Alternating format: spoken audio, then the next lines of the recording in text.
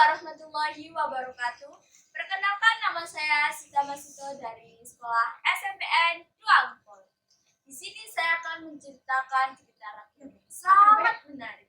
Cerita rakyat ini berasal dari wilayah Sumatera Utara yang berjudul Asal-usul Danau Toba.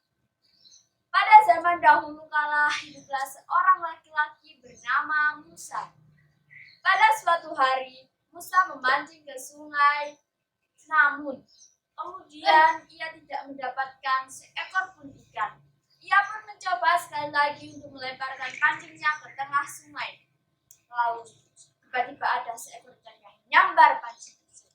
Langsung Musa pun menarik pancing itu dan berkata, "Wah, akhirnya aku mendapatkan ikan setelah sekian lama aku menunggu."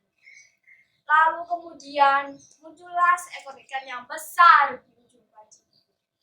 Musa pun sangat senang dan berniatan untuk membawa ikan ini ke rumahnya dan memasaknya di dapur. Lalu ia pun berkata, "Aku akan pulang dan membawa ikan ini ke dapur dan memasak." Setelah ia pulang, ia pun menuju ke dapur. Ia pun mengambil kayu bakar. Namun, persediaan kayu bakarnya ia pun habis. Ia pun mengambil lagi kayu bakar. Tapi saat ia kembali, kan hasil tangkapannya pun lenyap. Ia pun bertanya-tanya, "Gimana ikan hasil tangkapan tadi? Dan uang emas dari manakah ini?" Kemudian Musa pun berpikir dan bertanya-tanya. Ia pun menyadari bahwa beberapa keping uang emas ini berasal dari ikan hasil tangkapannya tadi. Ia pun merasa senang dan berniatan untuk ke kamarnya. Saat ia ingin membuka pintu kamar, tiba-tiba ada seorang gadis cantik sekali di dalam kamar. Ia pun bertanya kepada gadis cantik, "Siapa kamu? Dan dari manakah asalnya?" Sang gadis cantik itu pun menjawab, "Aku adalah jelmaan dari ikan hasil tangkapanmu tadi. Dan izinkan aku untuk tinggal di sini."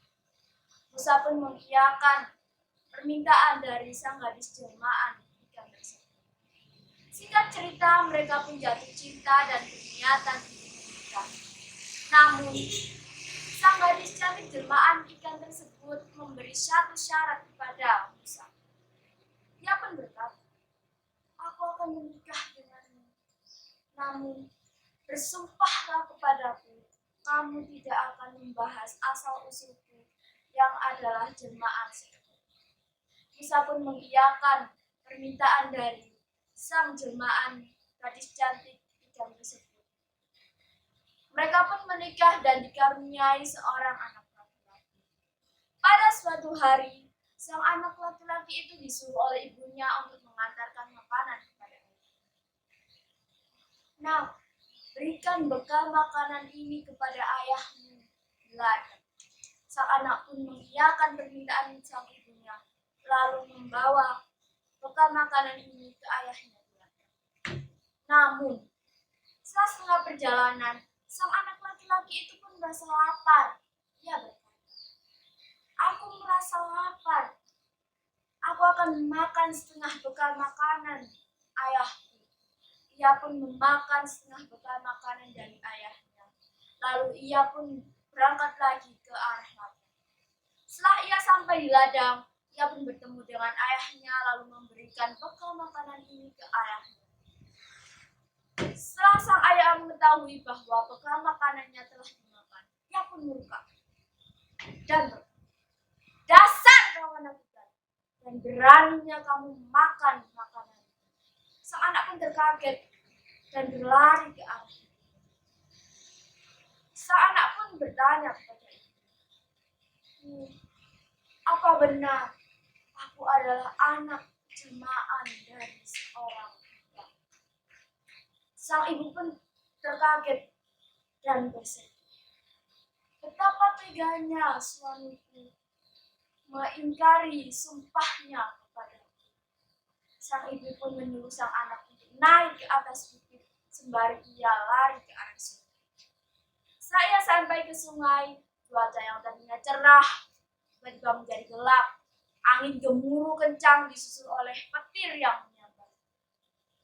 Setelah sampai di sungai, sang ibu pun melompat ke dalam sungai tersebut dan berubah menjadi seekor yang besar.